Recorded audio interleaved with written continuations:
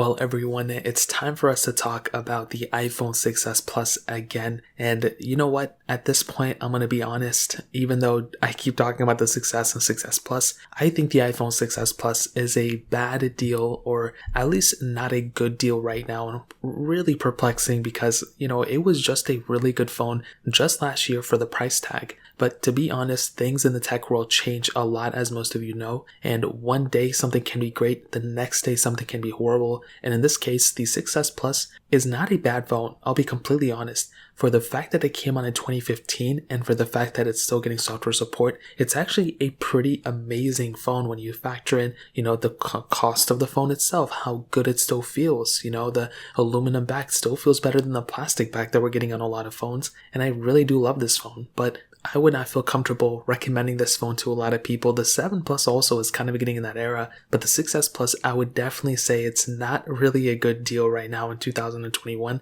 especially considering two things. One, the fact that this phone is still being sold in the used market for pretty expensive. Like, I'm looking at iPhone 6s Plus prices right now, and I'm pretty shocked by how expensive this phone still is. Even if you get like the top tier 128 gig model, these things are still pretty expensive, which I'm still fairly shocked about. And I would probably sway away from picking up a phone like this. Even if you get it for like $100 something, it's not really that good of a value because you can pick up an iPhone 8, which in my opinion is far better than the 6s Plus for around the same price, probably like $200 or so. And with the 6s Plus coming to the end of its life, come June, come like in a couple of weeks, this thing's probably not going to be getting too many more software updates. I will be shocked if it gets iOS 15. If that ends up being the case, that is going to be some crazy stuff for sure. It's not a guarantee, but it'll surely be amazing if that phone ends up getting it. On top of that, we have things like, the supplemental security updates that could also be coming about alongside this device. So that's kind of another cool little advantage that we have on this phone.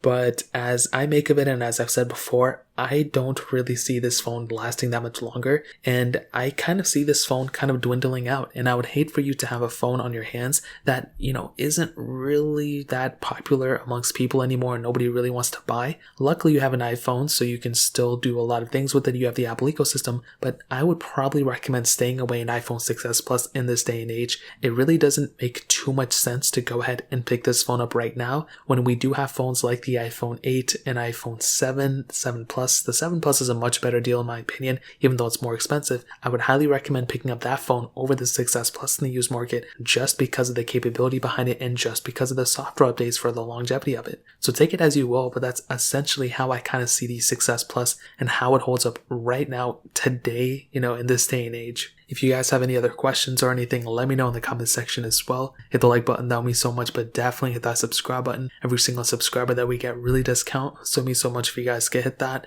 Also check out the other links down in the description as well. My Twitter, my Instagram, my other channels. More importantly than everything else, I love every single one of you guys. Hopefully I'll catch you guys in the next video. Peace out till then.